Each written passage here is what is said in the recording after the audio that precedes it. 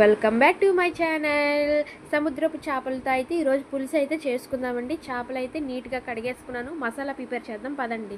అల్లం, వెల్లుల్లిపాయ, జీలకర్ర, టమాటా, ఉల్లిపాయ వేసి మసాలా అయితే ఆడుకున్నానండి. తపాలు పెట్టాను. ఆయిల్ అయితే వేసుకుంటున్నానండి. ఆయిల్ అయితే వేడవుతుంది.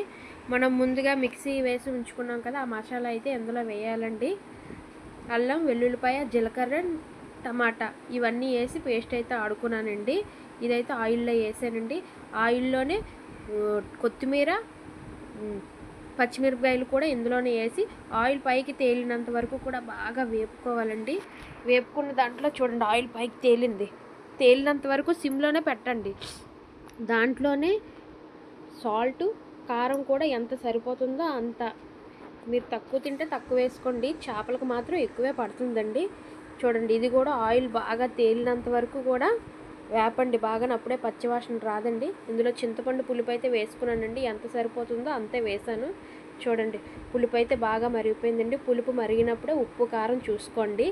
ముందుగా క్లీన్ చేసిన చేపలు అయితే ఒకదానికొకటి అంటుకోకుండా ఇలా పేర్చుకొని అయితే వస్తున్నానండి. ఇలాంటి దాంట్లో పెట్టుకుంటేనే చేప అయితే అంటుకోకుండా ఉంటుందండి.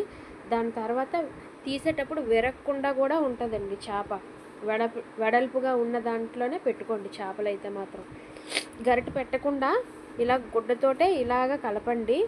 అప్పుడే చేప వేసినంత కూడా సర్దుకుంటుందండి. చేపల కూర అయితే ఉడుకుతుందండి. 5 నిమిషాలు అయింది. చేపల పులుసు అయితే రెడీ. ఈ వీడియో కనుక మీకు నచ్చినట్టయితే లైక్ చేయండి, షేర్ చేయండి, సబ్స్క్రైబ్ చేయండి.